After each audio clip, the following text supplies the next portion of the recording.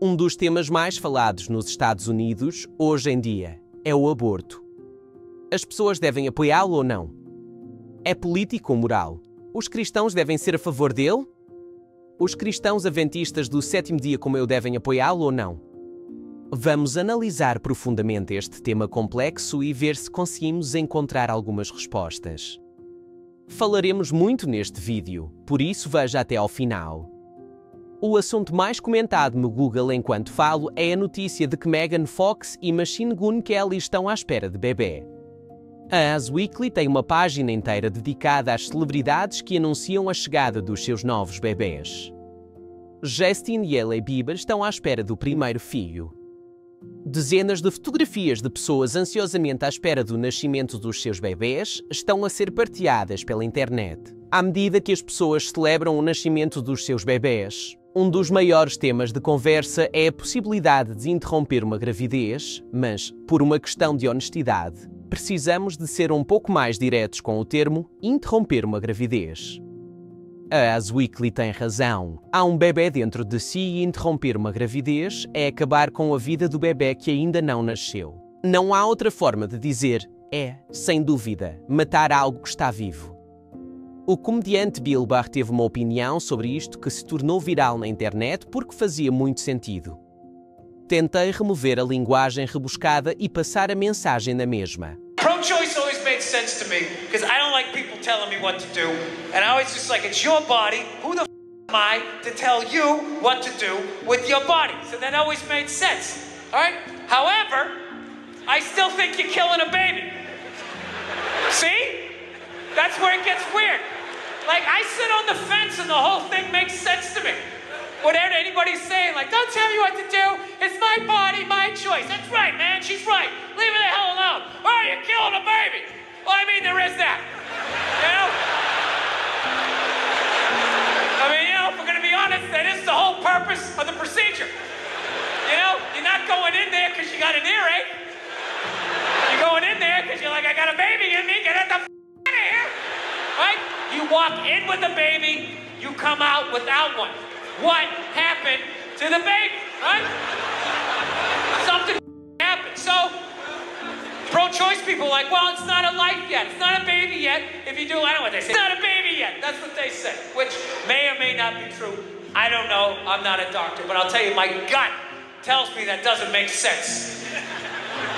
It's not a baby yet. That would be like if I was making a cake and I poured some batter in a pan and I put it in the oven, and then 5 minutes later you came by and you grabbed the pan, you threw it across the floor, and I went, what the f*** you ruined my birthday cake? And then you were like, well, that wasn't a cake yet. It's like, well, it would have been. If you didn't do what you just did, there would have been a cake in 50 minutes. Something happened to that cake, you cake murdering. Acho que no fundo todos sabemos que um feto está vivo. A biologia básica diz-nos que se algo está a crescer e a desenvolver-se, está vivo.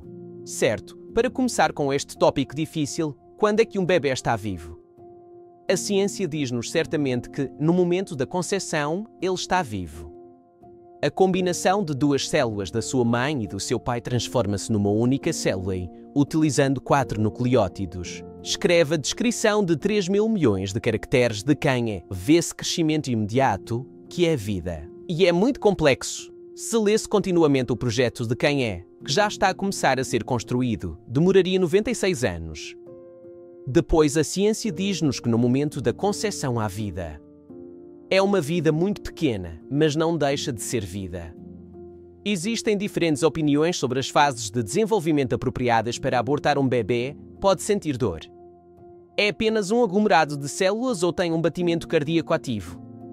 Torna-se estranho para as pessoas quando o bebê está suficientemente desenvolvido para parecer humano. Mas vamos parar por um momento e ver como as pessoas legitimam quando destruir a vida no útero. Tudo se baseia no tamanho. Antes das 8 semanas, é apenas um pequeno grupo de células, mas depois é maior e mais desenvolvido. Com este raciocínio, estamos a basear a existência no tamanho. Podemos adotar o mesmo raciocínio quando ele nascer. Os indivíduos mais pequenos são menos valiosos que os maiores? Em que ponto consideramos que é suficientemente grande para ser salvo e suficientemente pequeno para ser eliminado? É muito louco analisar a capacidade de existência de alguém com base no seu tamanho. Ou algo está vivo ou não está.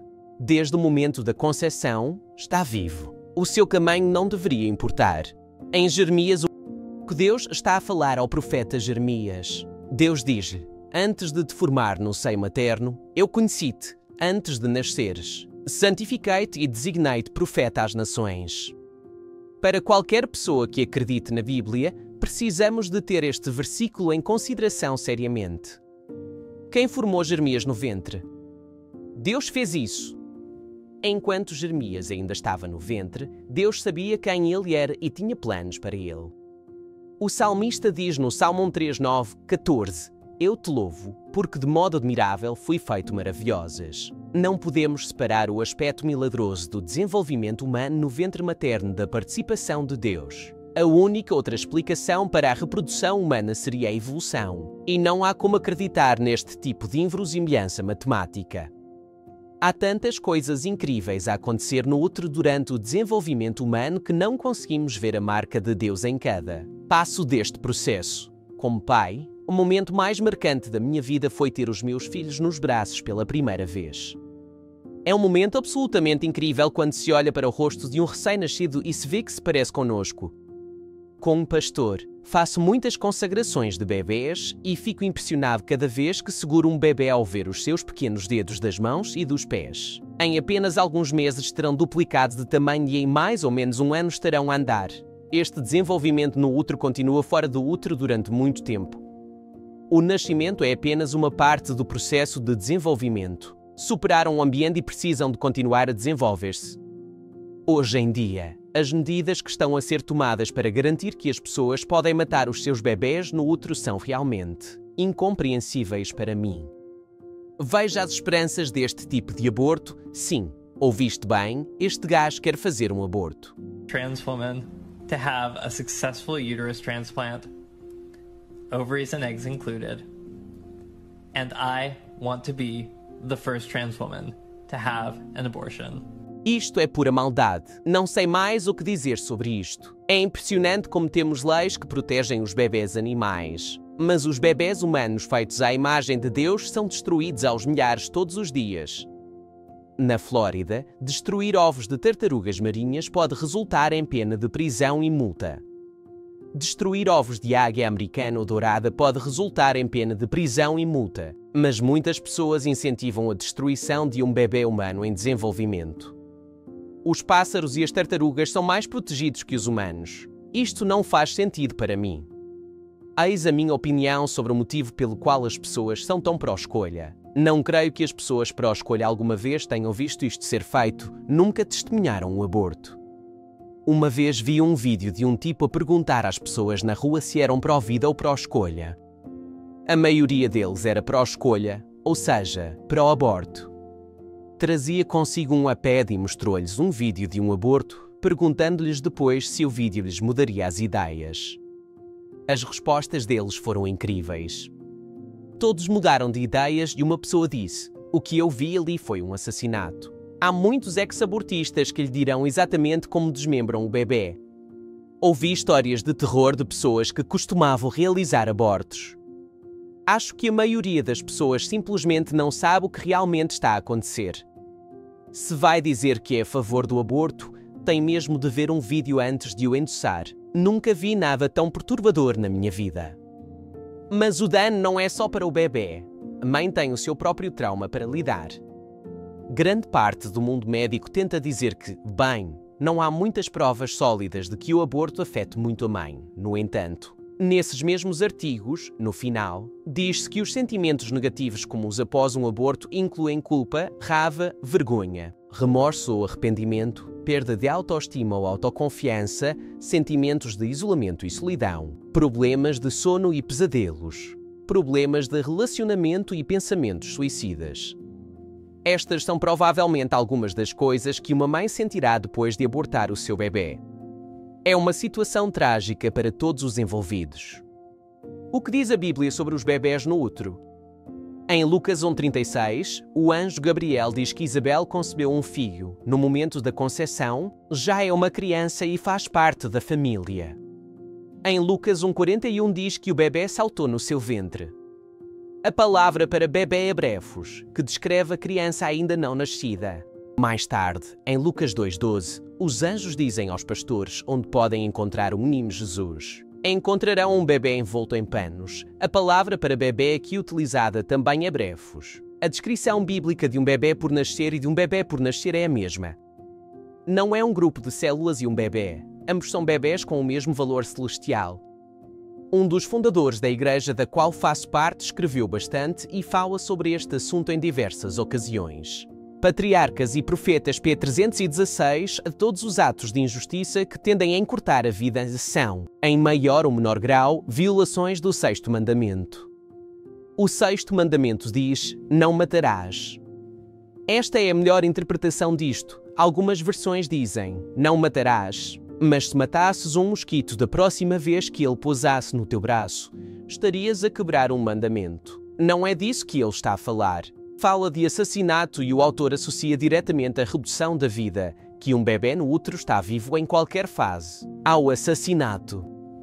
O Ministério da Cura p. 372.373. Muitos pais consideram o efeito das influências pré-natais como uma questão de pouca importância, mas o céu não considera assim. 2 vidas dependem dela, da mãe, e os seus desejos devem ser considerados com ternura. O céu vê 2 vidas quando uma mãe está grávida. Algo que é sempre referido nesta discussão é que o corpo da mãe é dela e ela tem o direito de fazer com ele o que bem entender. Concordo com isso, mas o bebê não é o corpo da mãe. Está no corpo da mãe. É um corpo separado. É importante perceber isso. Eis outra citação, 2 mensagens escolhidas, pp. 429-430. Se o pai se familiarizasse com as leis físicas, seria mais capaz de compreender as suas obrigações e responsabilidades.